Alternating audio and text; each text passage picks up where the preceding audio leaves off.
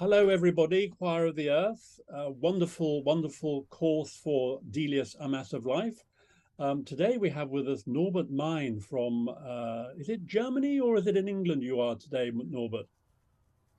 I come from Germany originally, but I am in Southeast London here, and I've been here for 23 years in London.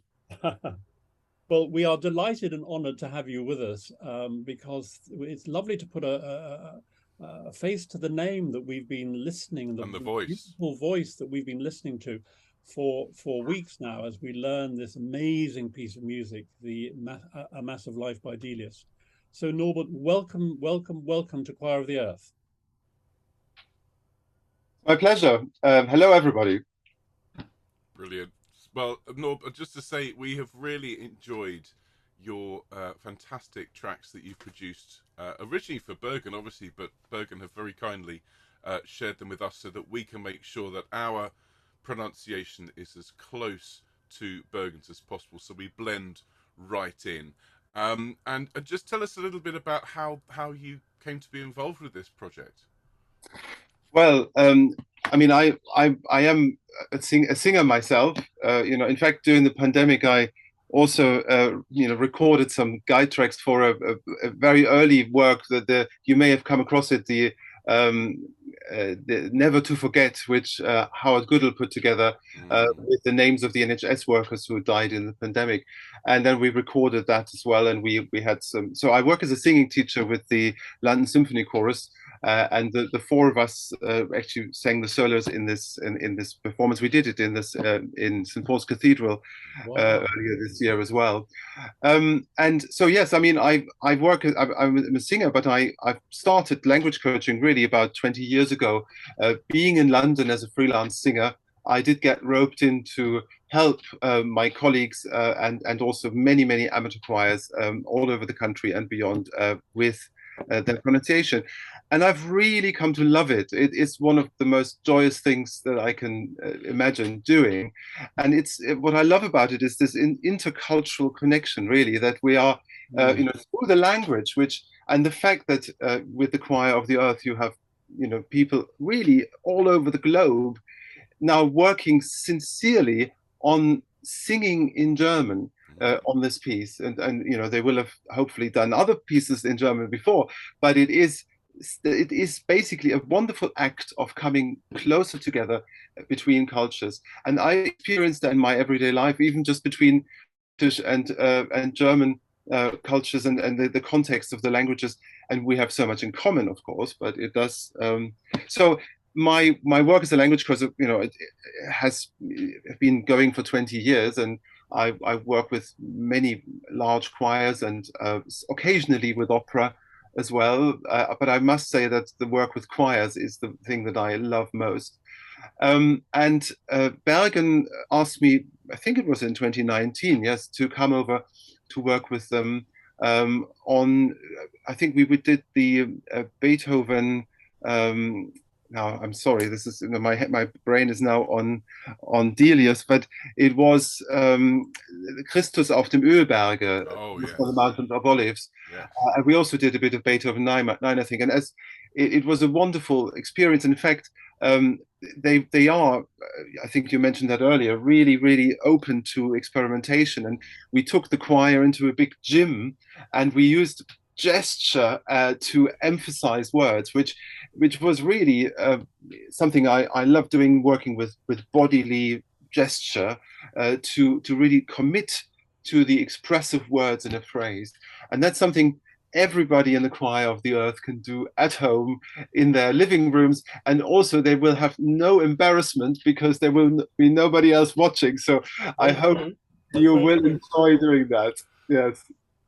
Fantastic. Oh, that's but well, as I said, we've really enjoyed listening to your tracks. The clarity of your diction is obviously superb, and the way that you, in particular, something I wanted to ask you about actually, and we've had a number of native German speakers in the comments just saying, well, of course you'd never speak it like this, and I've pointed out, and I'm sure you'll agree that, well, no, we're not speaking this language, we're singing it. Hence the very tightly controlled rolled R's, for example, in many of these words. I mean, how do you find it when you're coaching, trying to sort of get people to realise the difference between singing and speaking the language?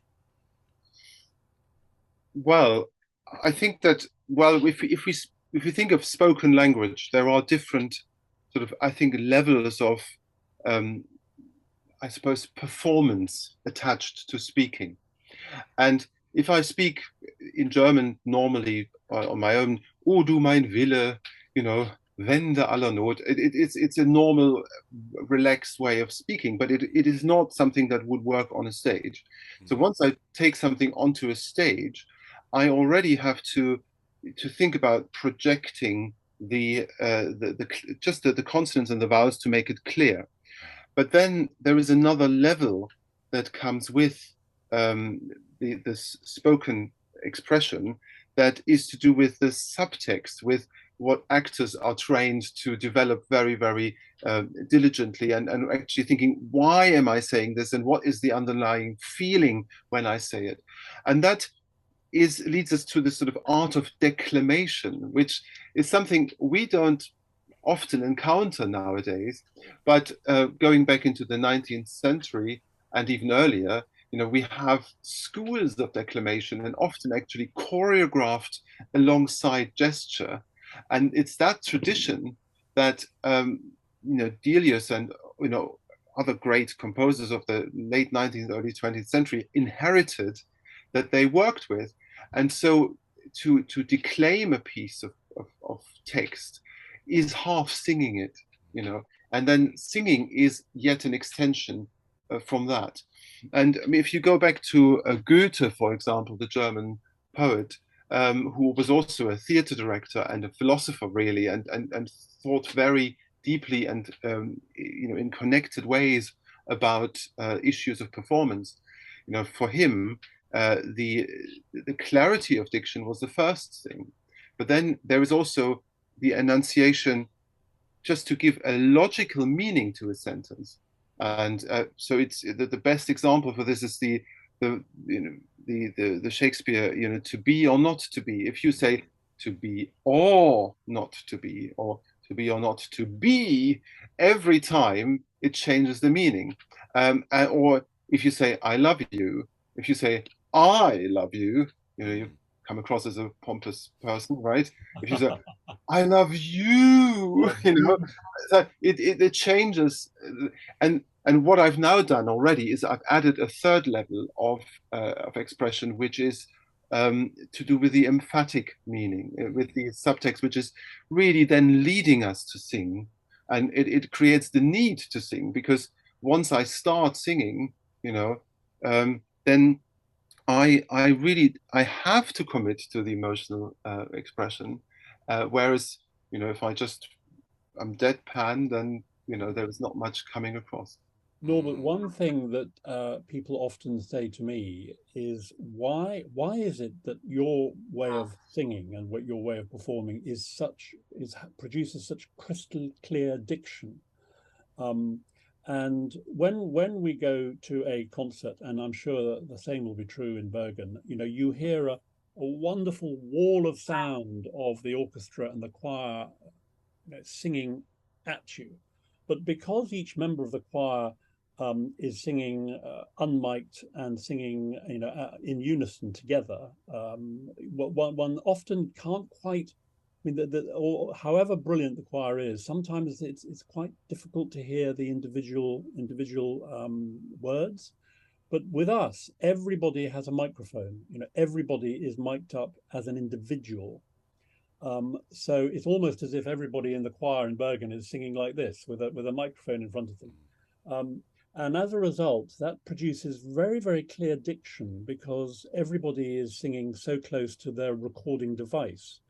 And it is something that we've found, haven't we, Ben? That this way of producing gorgeous choral music does actually help the diction in the piece. Well, it's actually interesting you say that, Mark. Is that we actually find sometimes the diction is too good. which sounds slightly strange, but when you consider most people are using their phones or their tablets, which have these very particular kinds of microphones in, these condenser microphones, which are designed to boost the human voice more than anything else. And then you get somebody who has particularly good singing diction. We then have to come in later on and just sort of maybe reduce some of the sibilants, some of the sort of higher frequencies to make it blend. But just to go back to what you said a moment ago, Norb, about gesture. I really love this. I love doing workshops with leaders like yourself who encourage singers to sort of step out from behind the score, almost from behind those bits of paper, and really engage with the whole process. I don't want to put you on the spot here, but can you think of any particular section of the Mass of Life, or any particular statement that you could give the choir a gesture to work on? And it could be from any of the particular movements, but I just love. I want them to have just a little taste of what it would be like to go into the Bergen gym with you and just workshop just even one line. And that's to say, I appreciate I'm putting you on the spot here because we haven't warned you about this at all. I just think that it would be so good for them, all these people around the world, singing, using your fantastic guides. Is there something they can do? I mean, O du mein Wille, for example. I mean, what could they do with that? Well, absolutely. I mean, thank you for that invitation. Of course, I can't. But I would say that what I perhaps before I try that, what I want to say is that it does, and I think Mark Elder, for example, is a conductor who totally works with that. The inflection of a piece of text is an intrinsic part of the music, of course. And then Mark, as you were saying, if choirs, even if they work hard on the diction, if they mostly sing the notes, and I think that is in our tradition, of choral singing, that is, choir masters often started as organists. They are people who think of music in a well, I mean, this is of course a terrible generalization, and Ben, please do tell me off if. No way, I'm not an organist. Every person is, I'm a singer. You know what? We end up thinking of music in as harmony, as melody, and the difference between instrumental phrases and vocal phrases is not often made explicit. But of course, so for example, if it da da da da da da da da da da, I mean, O du mein Wille, du wende aller Not. So in those phrases, it's really mostly one word that takes all the expression. And even if I say just the word Wille, if I say it with the subtext that I, developed with my relationship to the word, then to the text, then that one word will already carry the main meaning, and it makes very little difference actually if I say just Wille or O du mein Wille. But if I say O du mein Wille, and by the time I think of Wille, I sing Wille, I think of the washing up I need to do later on, or the dishwasher I need to stack. It is actually lost as an expressive moment. And then Wende, for me as an East German, the word Wende, by the way, somebody is always a big emotional trigger, because that's when the Berlin Wall came down, and the big change happened in my life, in a great moment, because I was only 19 at the time. But anyway, so those words, Wende here, and I think it's then just a question, I don't even want to prescribe those gestures, but once you start looking at the translation, and that's why trying to make a word-for-word translation is so important, because then you will understand which word takes the main emphasis in a phrase.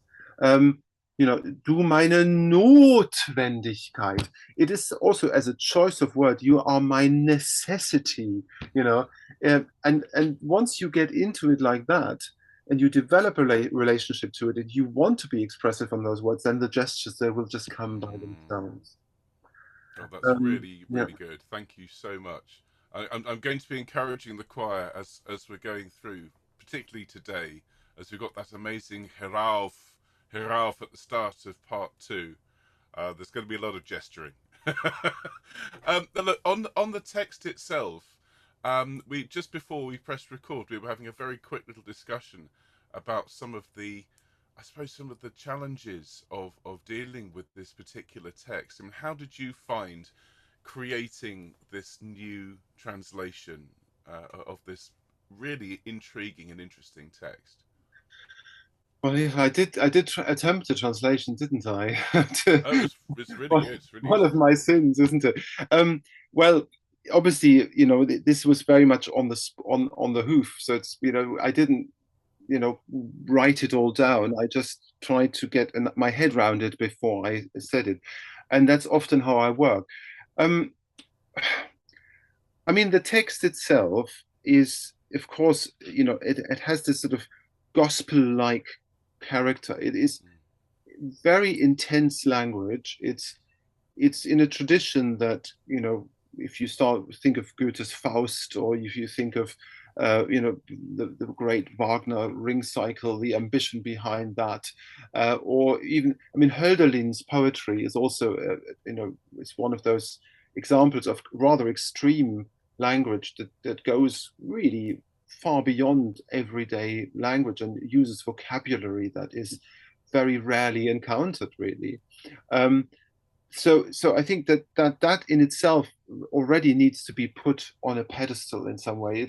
It's something that is quite extreme, and the ambition behind it is huge. Um, the what I mean, even just as I was impersonating the fanatical "Oh, du mein Wille" person here, there is also an element that the text triggers some discomfort in me that I have to deal with. And this is perhaps also because I am German, and because the way Nietzsche especially has been sort of utilized in the past, and continues to be to some extent by far right ideology, and the Nazis being the big example there.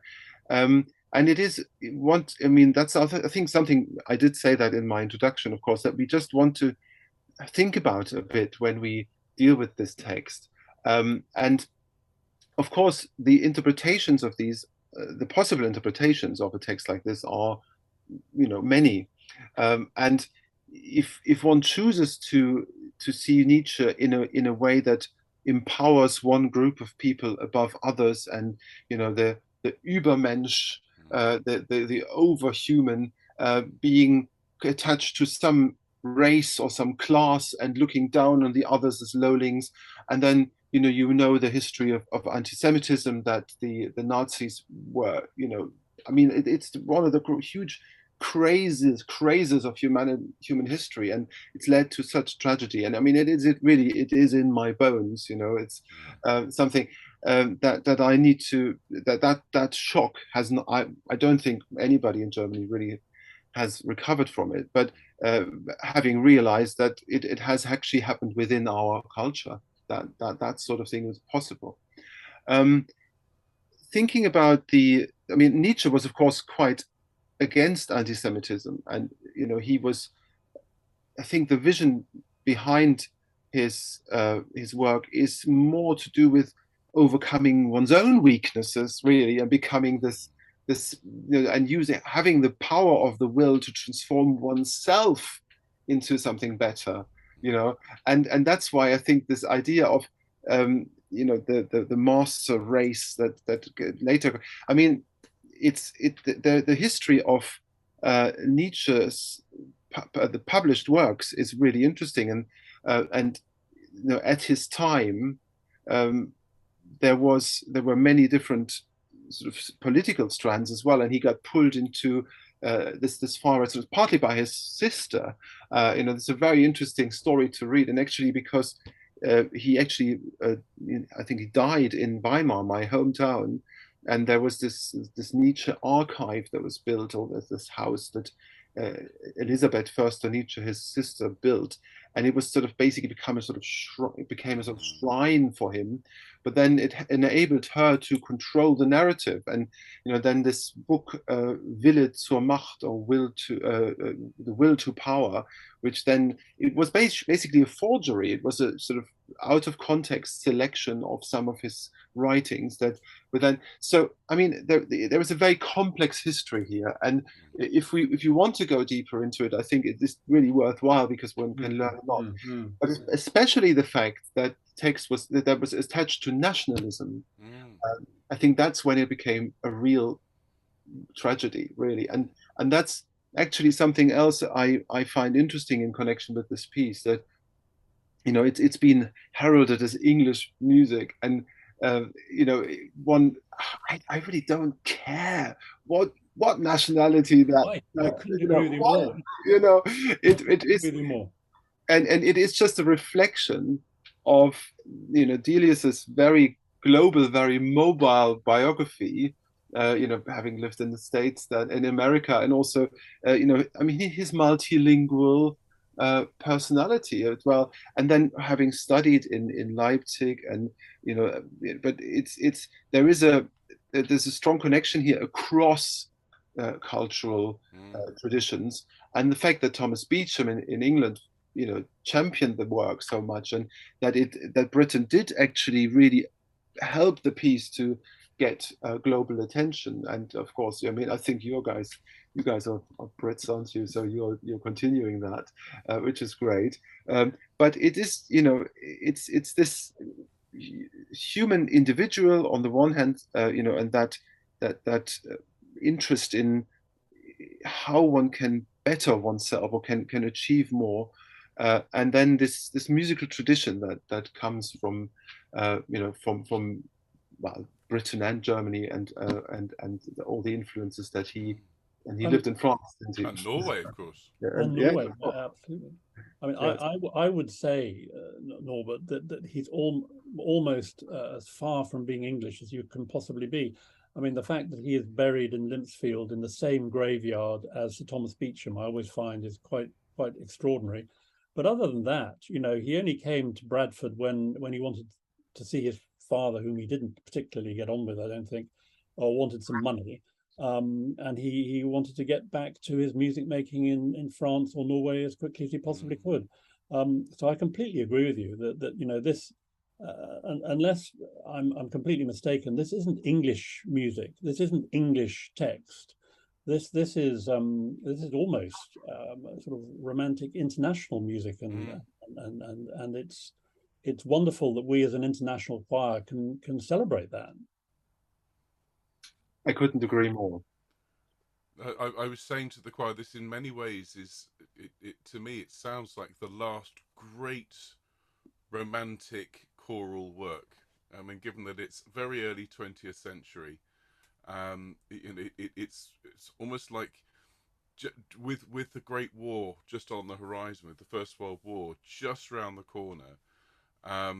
It was a work that was so important and so of its time. It's just such a shame that the association with, or Nietzsche's associations, you've just said, with the far right and so on, and with the Nazis, just led for everyone to sort of associate the mass of life with that movement, which of course it's quite the opposite.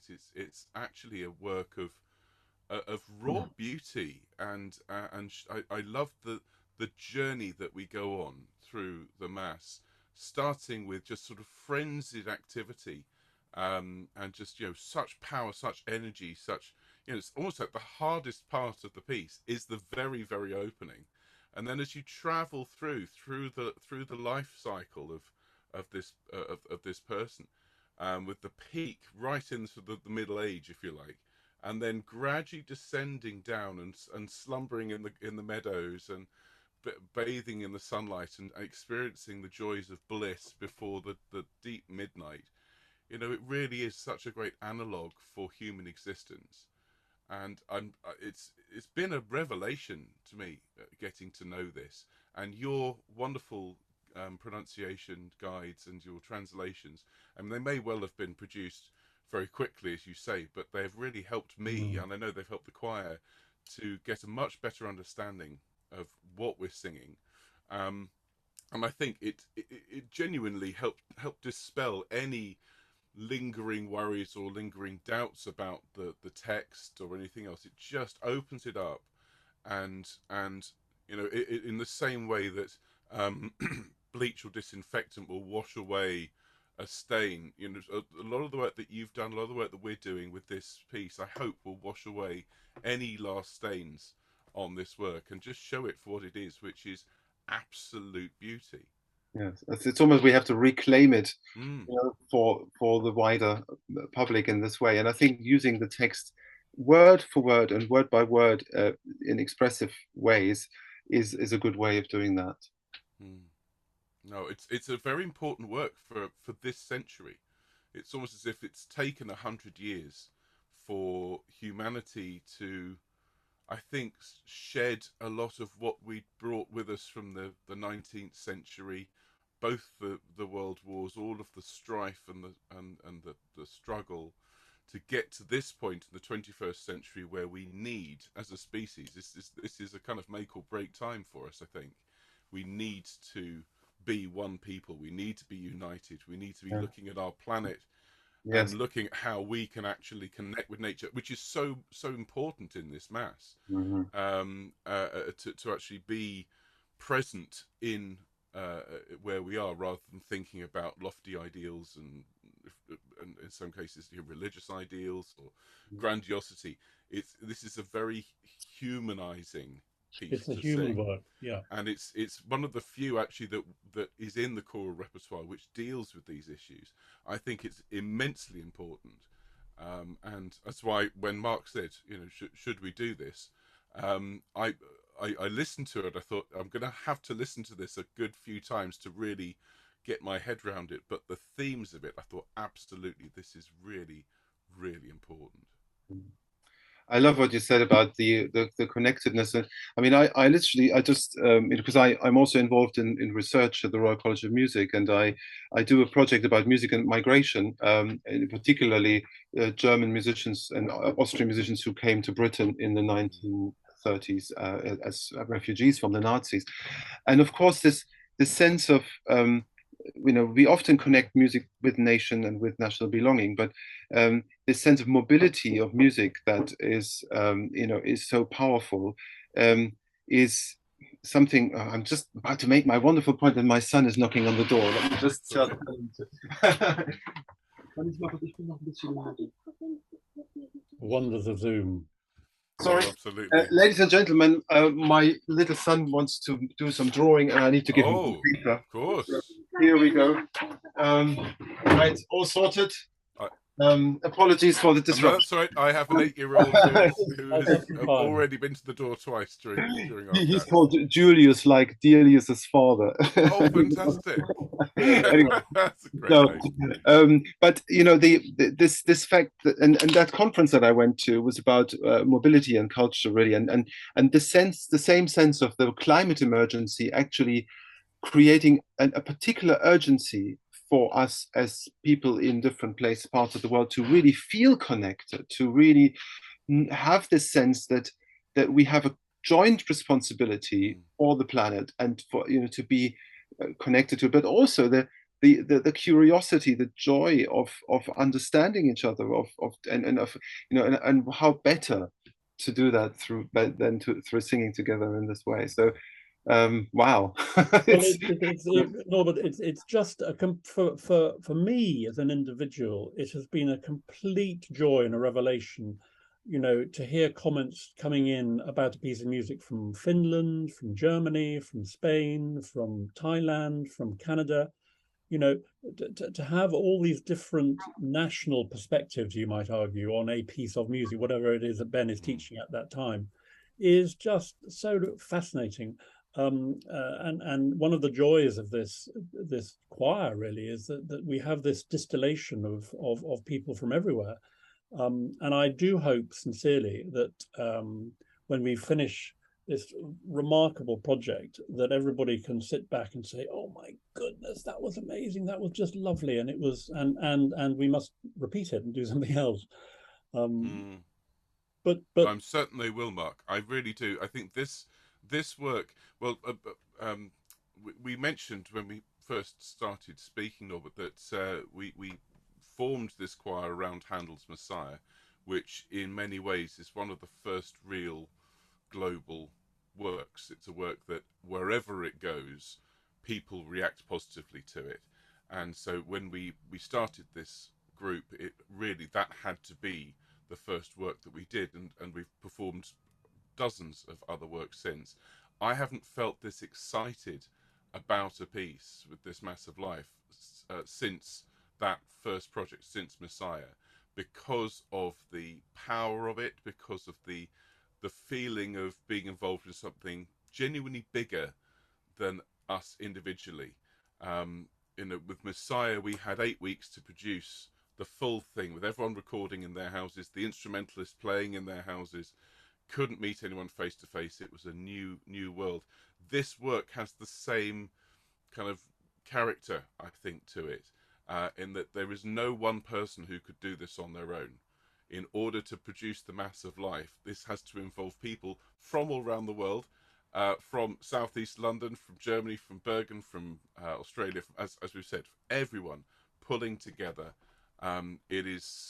It's an honour, it's a privilege to be part of this, I think. And it's an honour to talk to you, Norbert, because one of the things Ben and I have found on this journey, because I am purely an average, very average choral singer, is that we can talk to people such as yourself, and it's a deep honour with your experience to listen to you and hear your wonderful thoughts and views this morning. So thank you so much. Thank you. Thank you very much, and well, I look forward to of course working with you in the next months and to hearing the final result. Well, do come along to one or two of Ben's sessions. I'll send you all the information, Norbert. It'd be lovely to see you. And I know the choir in the chat would love to say hello to you. But it's been a privilege talking to you. And so for the moment, Norbert, thank you so much. Thank you very much. Bye bye. Thanks so much. Take care. Bye.